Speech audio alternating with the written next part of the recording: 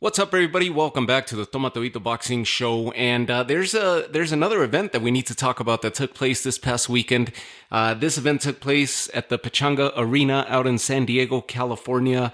And happy to say that I was actually there live in person. I got an invite thanks to you guys. I didn't tell you guys in the lead up to the weekend.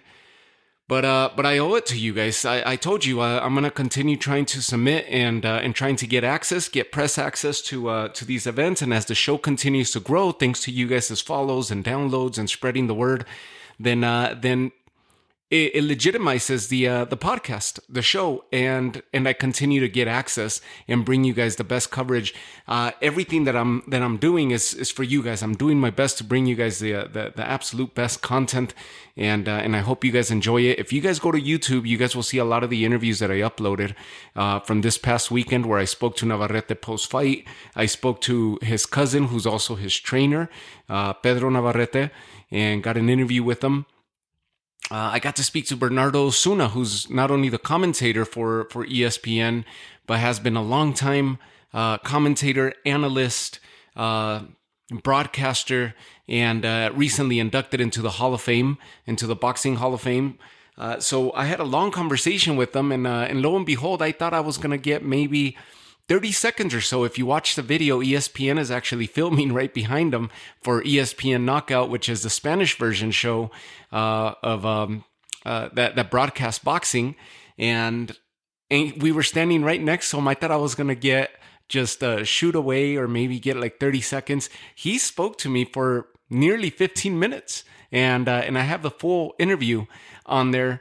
On YouTube, where you could check it out. I got to catch up to Sergey Deverichenko. Why am I tripping on his name? Sergey Deverichenko was there at the weigh-in supporting his fellow countryman Denys Berinchyk.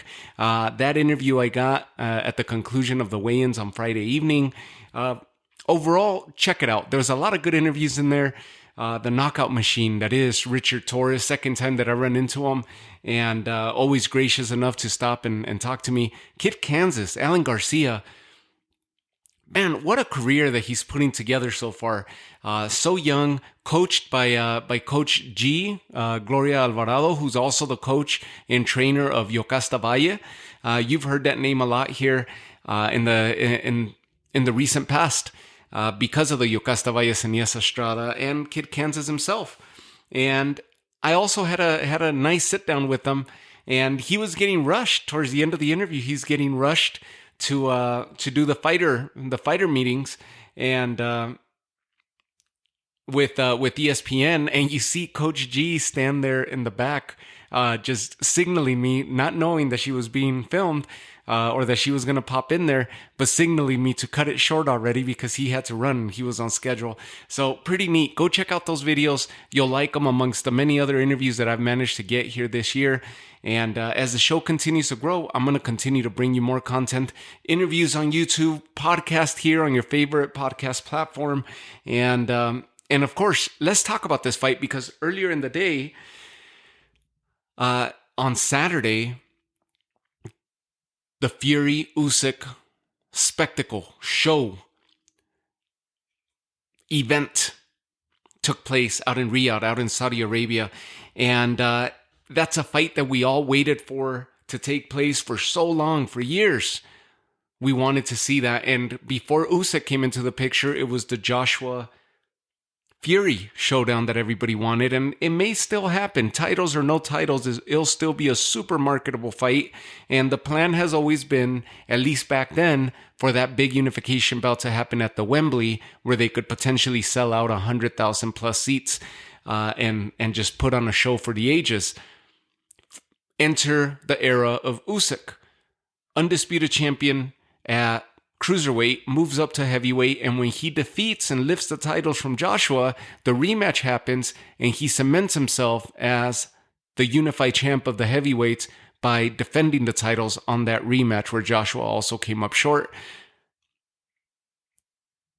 Fury holding the ring lineal title and the WBC title, the last few pieces to become undisputed for a second time in as many divisions for Usyk, and the show delivered.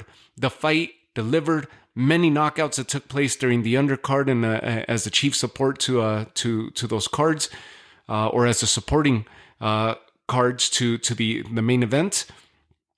And a lot of big names. Turkey Al-Ashik is putting on some great events, hell of an event that he put there this past Saturday. And so when that concluded, we all knew what had happened, and Usyk becoming undisputed for a second time in as many divisions in a matter of a week's time, just a week apart from when Vasyl Lomachenko secured the title that had long eluded him, the IBF title in the lightweight division. If you remember, he was one title away from becoming undisputed at lightweight, and that was a title that Teofimo Lopez was holding that he lifted from Richard Comey.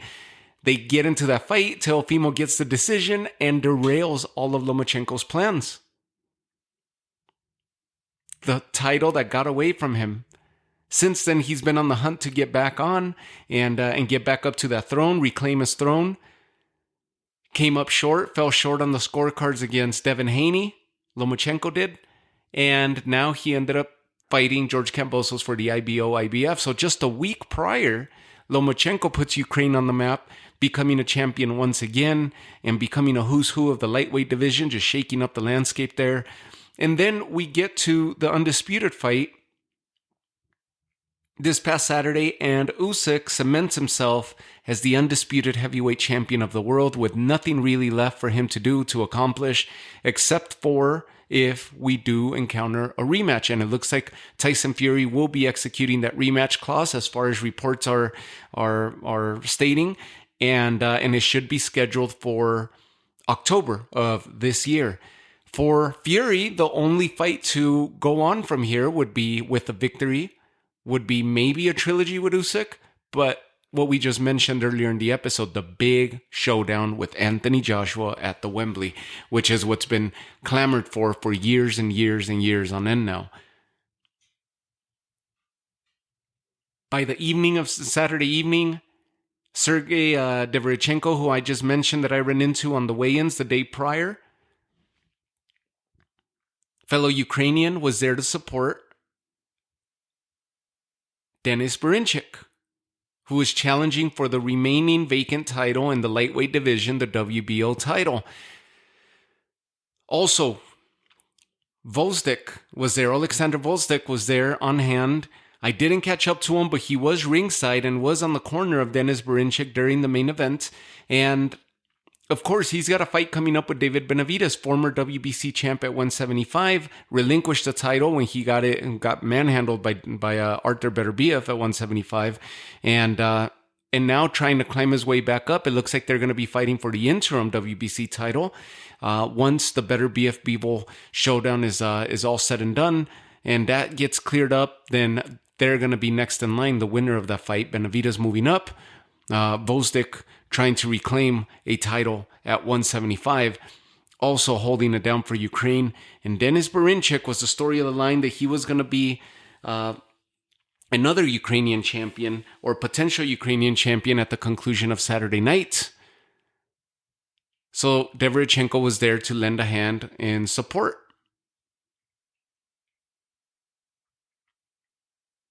What a Saturday it was for Ukraine, because we take on the main event, and letting you know that I had those interviews. Check those out when you have a chance. Go to the YouTube channel that corresponds to the show, and you'll see those interviews that I held with them. Hit the subtitles, because a lot of the interviews were in Spanish. So hit the subtitles, and you'll get the translation, the English translation. Hope I did justice for you guys.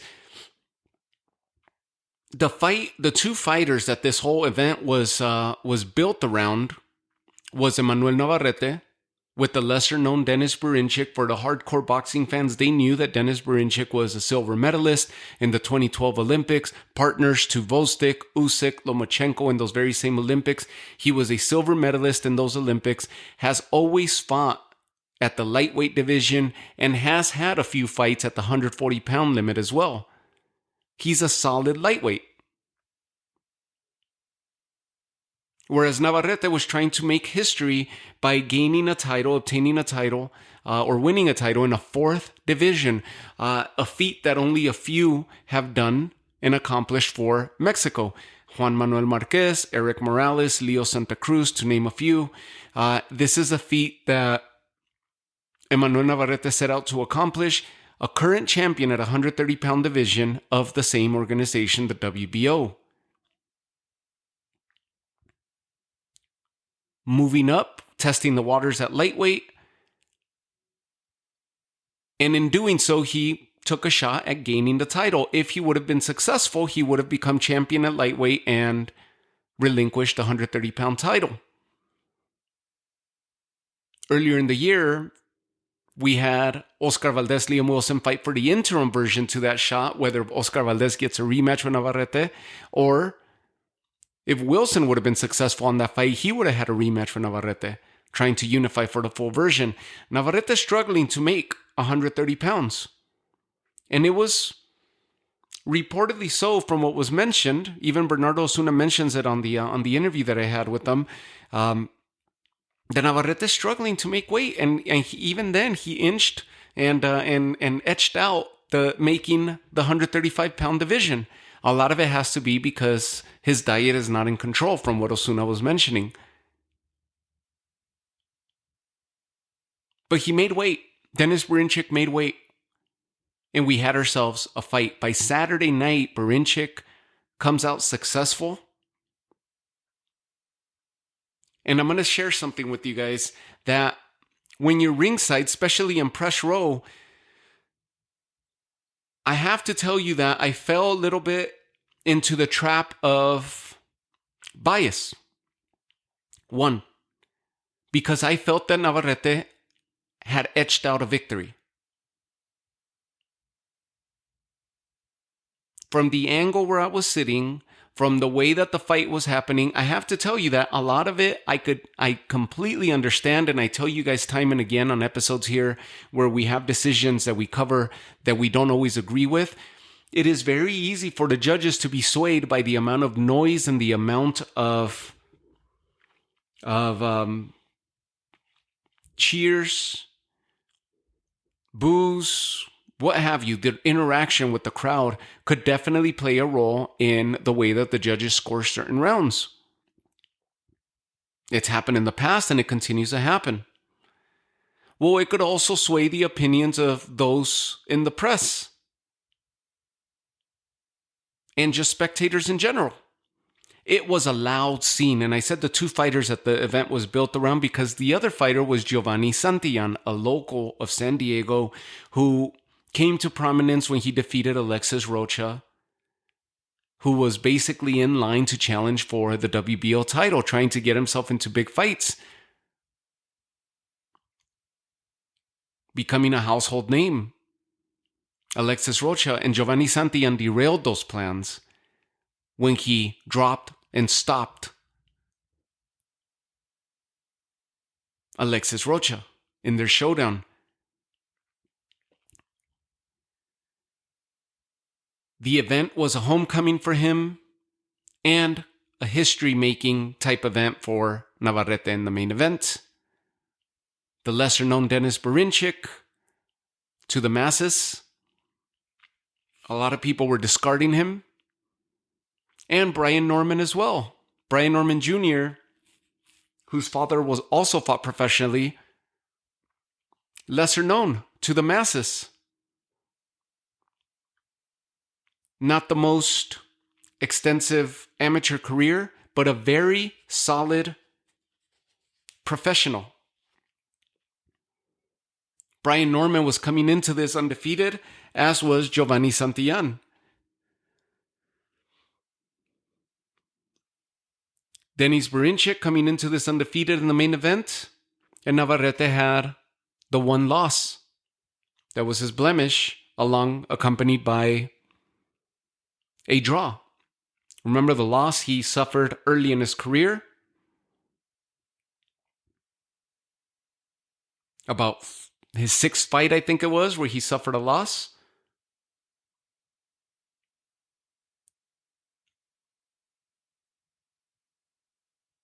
And then later on in his career where he had the draw. Which happened in this very last fight against Robson Conceição.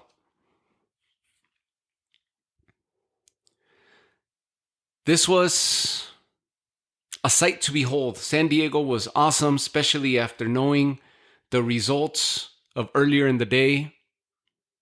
Vosdick ringside for Berinchyk. The main event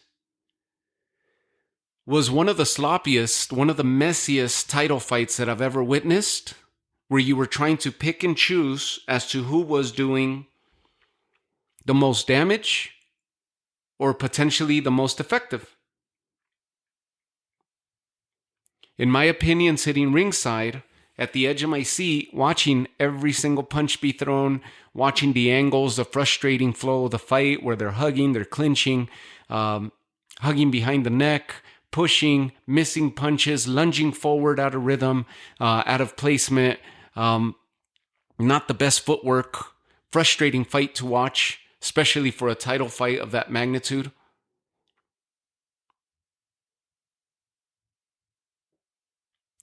And so when you're watching ringside, there was interrupted action and the ebb and flow was disrupted, or interrupted for that matter, to where there was no real flow to the fight, no real sense of rhythm or either fighter finding their rhythm. The referee kept warning Denys Berinchyk. Then he kept checking in on Berinchyk to make sure he was okay. Berinchyks' face was damaged, and so we would see it on the big screen, and you would see it from where we were sitting, just rows away from the ring. You could see that Denys Berinchyk was accumulating a lot more damage on his face. It was a lot more visible than that of Navarrete. At one point, Navarrete ends up taking a timeout in between rounds where he gets an extra minute. And you start seeing that he's struggling, whether it was his stamina or he was hurt, I still don't know. But it almost seemed like exhaustion.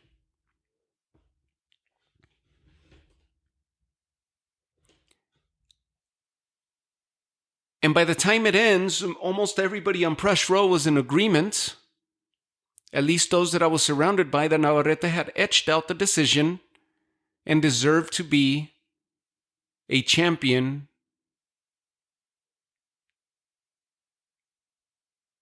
in the company of fellow countrymen who had made history in gaining a championship in the 4th division. Remember, Navarrete started at 112 pounds, whereas Berinchyk has been competing at lightweight, super lightweight, and even some competitions at welterweight in his amateur days and Olympic days.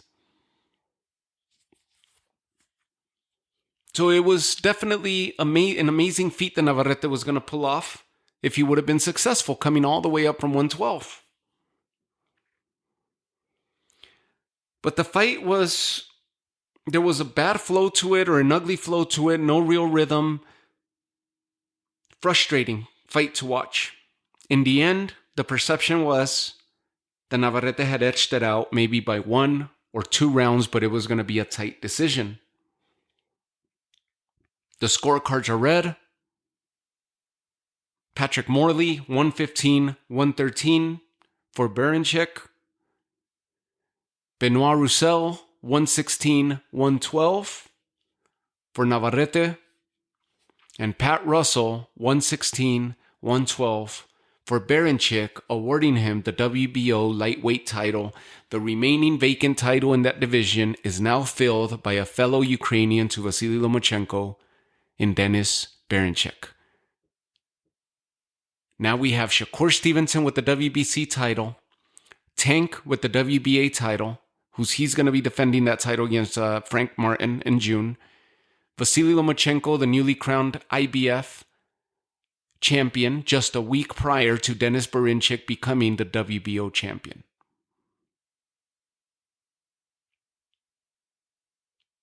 Incredible feat for Denys Berinchyk, who gets the 19th victory of his unblemished career to date, In my opinion, he is definitely the weakest of the champions in that division. But what he does works. He's a very awkward fighter that makes any fighter look bad against him just because of his style. But it has worked for him. It worked for him in the Olympics, enough so to where he got a silver medal. And it has worked for him to date in the professional ranks, where even if he gets decision after decision and doesn't have the highest knockout ratio, he's winning in this manner, in this fashion. And now he's become champion. And for Ukraine, it put a close to an amazing week and an amazing overall Saturday, where it put Ukraine on the map by adding another champion. And now all attention turns to Alexander Volstik when he faces Benavidez to see if he's able to regain a portion of his old title and hand Benavidez a loss. It was incredible. For Navarrete, yes, we felt that he won. And the reason that I wanted to share that with you is because I watched the fight later that night on the late telecast when I got back to the hotel room, the late telecast for ESPN. I got to rerun it and rewatch it, and it almost felt as if I had not seen the fight at all. This is after the interviews, after it must have been 1:30ish in the morning. I'm watching the fight, and it's almost like I watched a whole different fight watching it on TV. Those of you that know me and have followed this show for a while know that I like to mute the fights and watch them quiet so I could just focus on the fight rather than get swayed by the commentary. Something that you cannot avoid when you're watching the fight live, because no, you don't know what the commentary and what the commentators are saying, but you do get the reaction of the crowd. And when there's a home crowd or a crowd that was heavily Hispanic pulling for Navarrete, with the small section of Ukrainian fans that were on hand pulling for Berinchyk, the masses were definitely being louder and heard throughout the arena. And so, yes, it does play a part. It could definitely play a role. By the time I watched the fight on television, I had a whole different perspective of the way the fight went and the way the fight played out. And then when I listened to the post-fight ring interview, which I couldn't really hear from being on press row, you have a Emmanuel Navarrete who is basically resigned to the result and in agreement that he had lost that fight. And he said it's a learning curve for him, and he was going to take it as a lesson. Nothing else he could do because the decision got rendered. But it's a big difference when fighters protest the decision when they feel that they won, or they know in their heart that they won and they feel like they get robbed, versus somebody who's like, oh, well, I guess I'll take this as a learning lesson and we move on. You get a whole different perspective from watching it via television than that of when you're live. Nonetheless, I'm a big proponent of watching boxing live and even supporting your small events, your local events, because you get to learn a lot. You get to learn about the flow of the fight, the way that things are going. You get to see stuff firsthand that you don't catch on TV, especially with the fighters and the trainers, the interactions in the corners. So it was very, very interesting. Navarrete gets the second defeat of his career. And now the question lies whether he will return to 130 pounds and defend his WBO title, or if he will vacate. Should he defend, his mandatory at the moment would be Oscar Valdez, who gained the interim version to his title. Earlier in the day, out in Riyadh, a title in that division at 130 changed hands also. There were 2 titles on the line, the IBF and the IBO, where Anthony Casacci came into the ring with the IBF title and stopped the favorite in Joe Cordina, lifting the IBF title from him and announcing himself to the world as the newest crowned 130-pound champion. The IBF IBO champ, Anthony Casacci, joins the company of O'Shaquie Foster. O'Shaquie Foster will be on the undercard of Shakur Stevenson out in Jersey, where he will be putting his WBC title on the line against Robson Conceição. Lamont Roach is going to be fighting out in Washington, D.C., also in the coming weeks, or in the coming months, I believe, June or July. Joe Cordina just lost his title, so now Anthony Casacci will be going to a purse bid to defend that IBF title. And Navarrete is up in the air whether he will return to 130 and defend the title, or if he will just choose to campaign at 135 and try his luck one more time, build a career there, and let that 130-pound title go.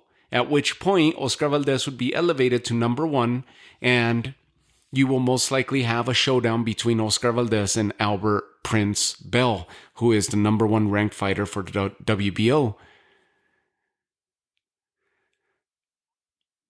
Even then, Navarrete going back to 130 could oblige the number 1 contender spot with Albert Bell and have a showdown with them, which would be a very, very interesting fight.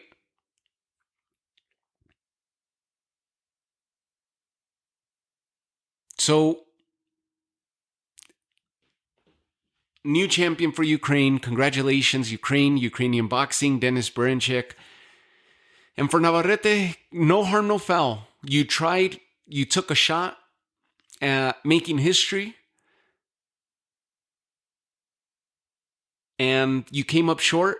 He still has an amazing record, still a champion. And we just have to sit and wait to see what he decides to do. This was just an awkward fight where both fighters' styles did not complement each other or one another. It was an awkward fight to watch. It was one of the sloppier fights that I've seen, title fights in that. It wasn't the most fan-friendly or TV-friendly fight to watch. But they kept going at each other. It was definitely better than Shakur Stevenson and Edwin de los Santos. If I remember correctly, that fight ended up making history for the least amount of punches thrown in a championship fight.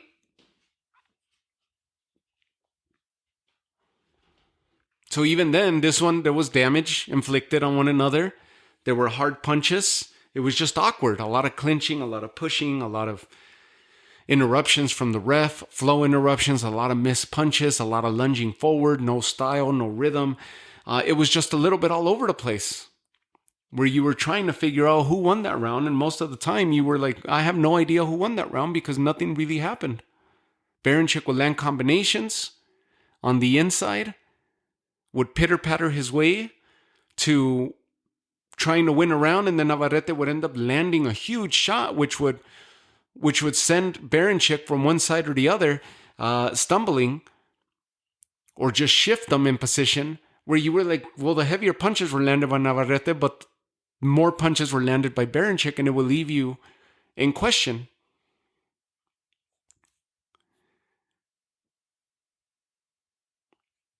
In the co-main event, Giovanny Santillan, who I was mentioning that the event was also built as a homecoming for him, and he ended up being the chief support to Navarrete Berinchyk, against Brian Norman, both undefeated fighters. On Friday, after the weigh-ins, or actually as the weigh-ins were taking place, the WBO decided to make this a interim WBO championship fight.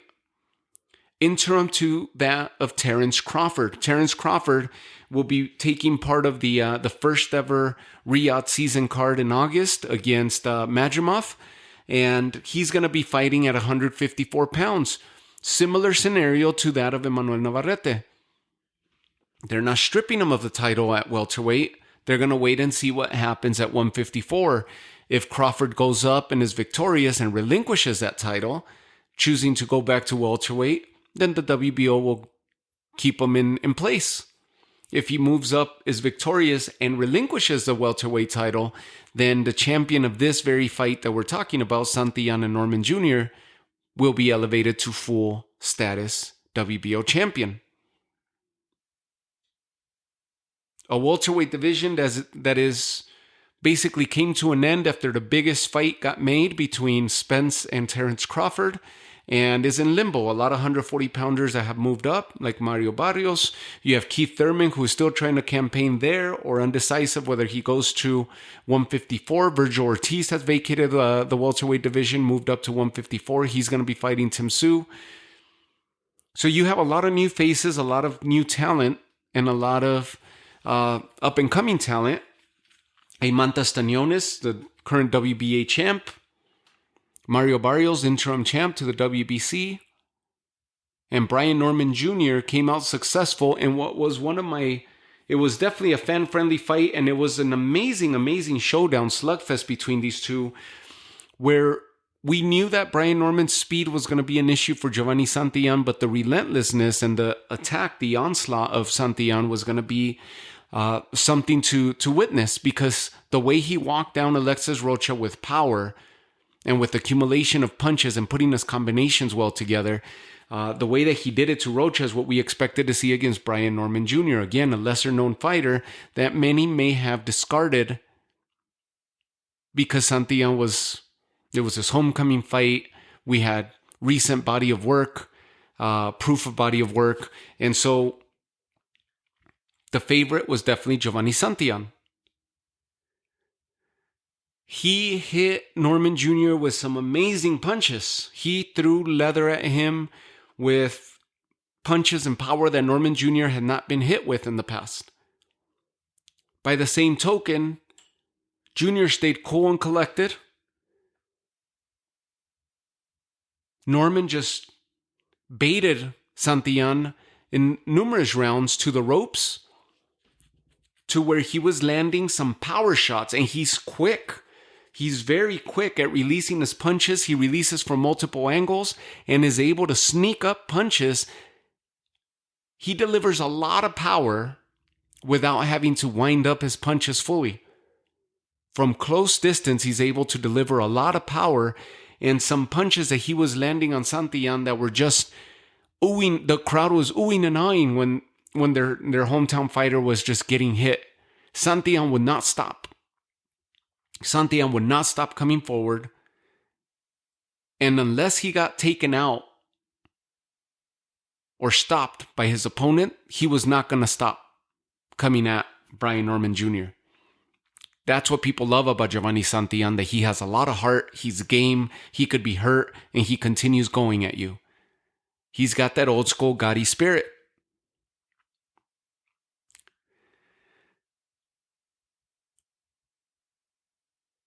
Midway through the fight, Giovanny Santillan is just a bloody mess.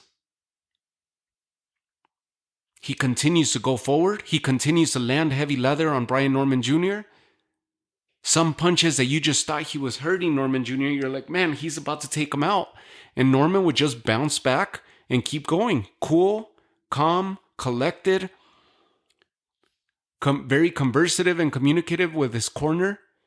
Very aware of what was taking place during the fight.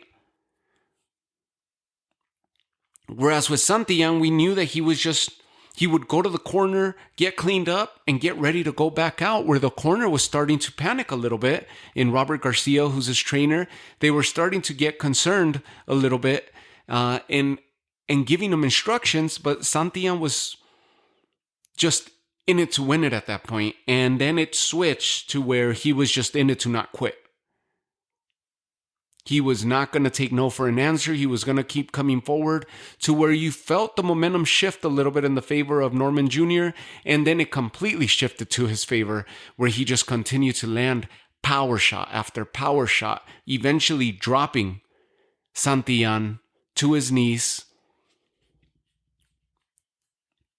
As Santillan hugged Norman Jr., drops to his knees, his body just crumbles to the hips, to the hip level of Norman Jr. Answers the bell not the bell, but the referee count, gets back on his feet. Norman Jr. goes in for the kill. They exchange punches, and he lands a huge right hand that just erases Santillan from the ring, just from the realm. He just drops him in such nasty fashion that if this isn't knockout of the year, it has to be a candidate, in the very least. The knockout of Giovanny Santillan just made Brian Norman Jr. a name to be reckoned with within the welterweight division and a household name. He's got power, he's got speed, he's got footwork, he's got stamina, durability, he's got a hell of a chin because he took everything that Santillan hit him with, whereas most fighters don't. He hands Giovanny Santillan the first defeat of his career. What a knockout. I immediately started posting on X as I was sitting there ringside, just what a knockout. I mean, the punch the sound just emanated throughout the arena where it depleted the energy from the arena completely. And it went from an amazing knockout to that of concern for Giovanny Santillan.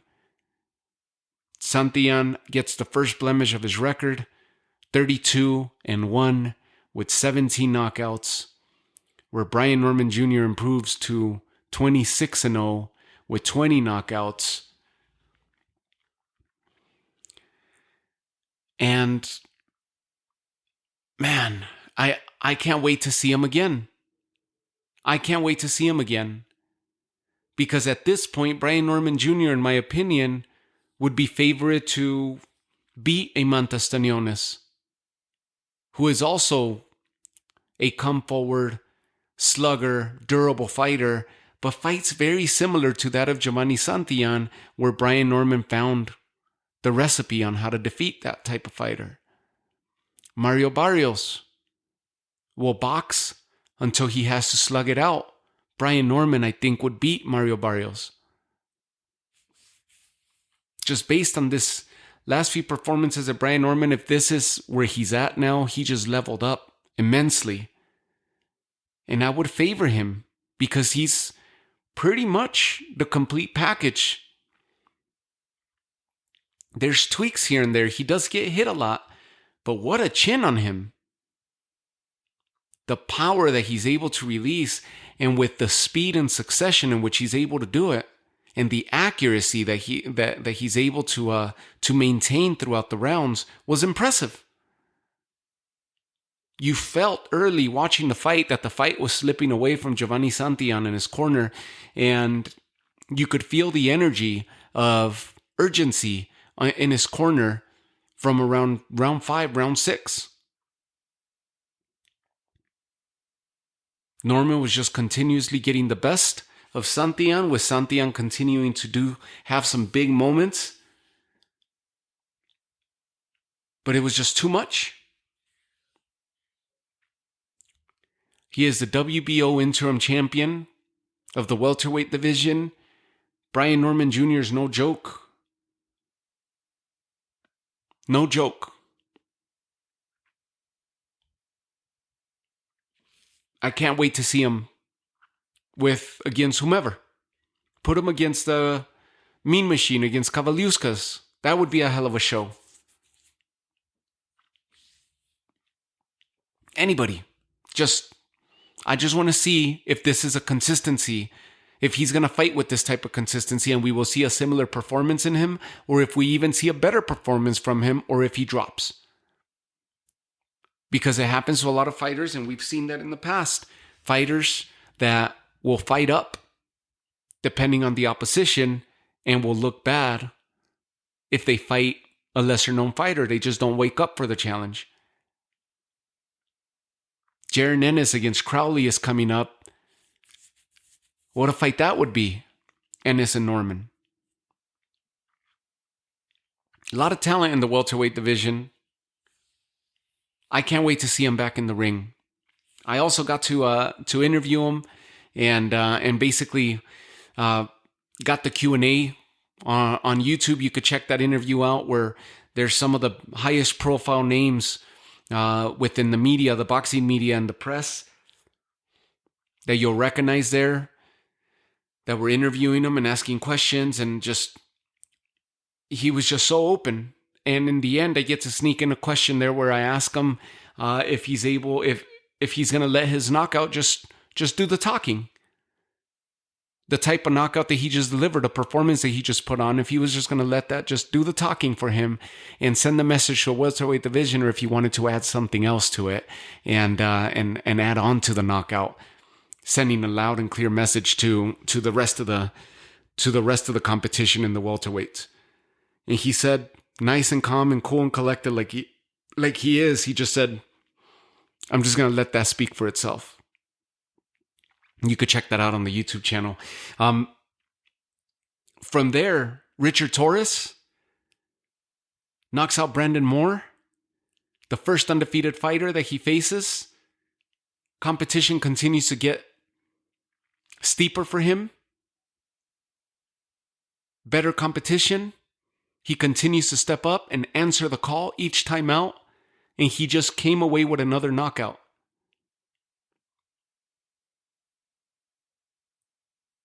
Every single one of his victories have come by way of knockout. Richard Torres, your silver medalist in the heavyweight division, Olympic medalist, knocked out and gave the first loss of the career to Brandon Moore, and is now crowned the NABF heavyweight champion, and is starting to knock on the door of those that find themselves at the top of the heavyweight division. Richard Torres is a menace. He is a menace, and he's fun to talk to. This is the second time I've gotten to get an interview with him, and he's funny. He's so personable, and he is just a monster when he's up on that ring. He's accurate. He's very aware of his mistakes, his shortcomings, and he fixes them. He takes it to work and adapts from one fight to the next. You see those improvements. Those are immediate improvements. He's got all the upside in the world going for him at the moment. Alan Kid Kansas Garcia keeps adding on to his wins. 13-0 now. Got a unanimous decision win over Wilfredo Flores in an 8-round fight. He's going to be another threat by the end of this year if he continues in this ascension in the lightweight division that Garcia is, this momentum that he has. If he continues riding this and continues amassing wins, he's going to be a threat by the end of the year to those that we're talking about. Even the main event, the champion of the main event, which was Denys Berinchyk. Alan Garcia's lining himself up perfectly and performing as such. He's a heavy-handed, fast-footed fighter, very accurate and very efficient.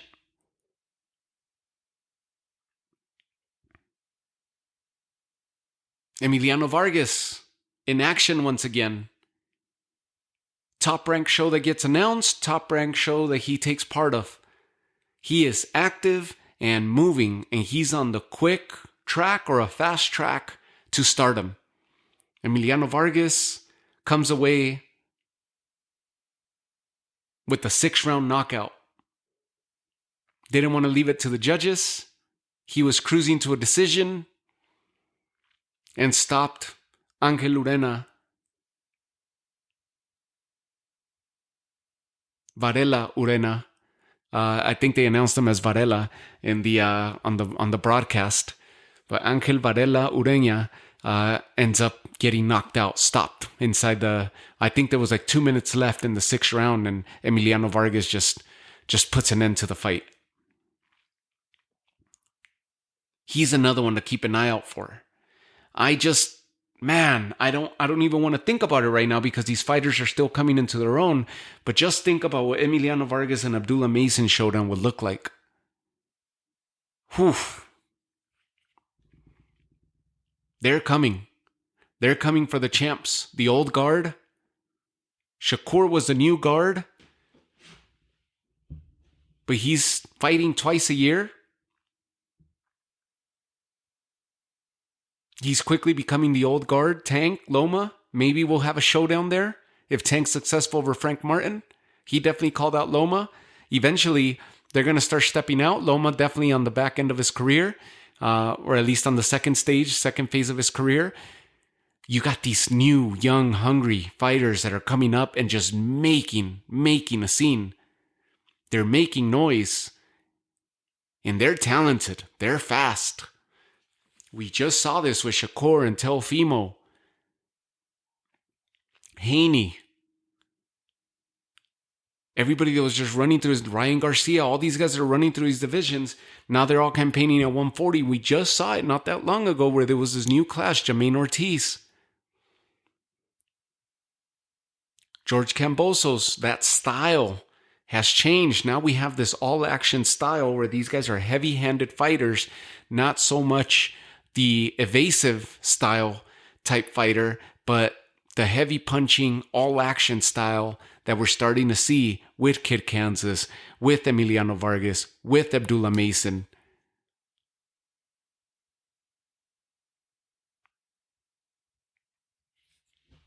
Very, very, very interesting the way that the lightweight landscape is starting to play out. And with that, we'll close out this episode. I mean, what a hell of an event it was in San Diego. I can't believe that I was in the company of so many big names within boxing media, within the press, that they are well known with millions and millions of views and followings, large followings. And here I am just up and coming and getting to see them go to work and appreciate the way that they conduct themselves and the way that they conduct their business and go about interviews. True pros. And they've been at it for a lot longer. Where this podcast is starting to gain traction thanks to you guys. And listen, I'm gonna get in there with the best of them, do my best to get as many big interviews for you guys. And like I said, keep an eye out because we're on traction. We're gaining momentum. And I owe it all to you guys. And it's not just going to be about getting into the biggest events. I'm a big proponent. I just said at the beginning of the episode, I'm a big proponent of supporting local boxing, gyms, local fights, small events, not just the big pay-per-view type events or the televised broadcast, but go support your local boxers, your local gyms. Get in there, get to know them, get to see who's going to represent your city, your town. Who's making noise locally? Who could potentially head to the Olympics and represent your country? I'm a big proponent of that. So a lot of those interviews that you're going to see in the upcoming weeks and months are going to be stopping at small gyms, getting to know trainers, getting to know up-and-coming fighters. It's so interesting to see. We talk about these fighters that are already making a name for themselves, the prospects. We talk about the contenders. We talk about the champions. But we also got to shed some light on the fighters that are witnessing this with us and starting their journeys out, jumping from amateur into professional ranks. Fighters that are 1 or 2 fights in and starting the climb, starting the journey. So it's also interesting, and so I think about that a lot, and I'm going to try to do my best and find some young up-and-coming talent that is may not be well known, but could definitely show potential into shaking the landscape in professional boxing in the coming years. So I leave you guys with that again. Thank you, thank you, thank you. Take care of yourselves, and plenty to cover this upcoming weekend because the fight game is going to be very interesting and busy at that. So especially with the Josh Taylor and Jack Catterall rematch, finally has arrived after numerous delays in that fight itself, in that rematch. It's finally here, and we'll get to see it, and we'll talk about it here in the coming episode. So take care of yourselves. Have yourselves a great night, and I'll catch you all on the next episode.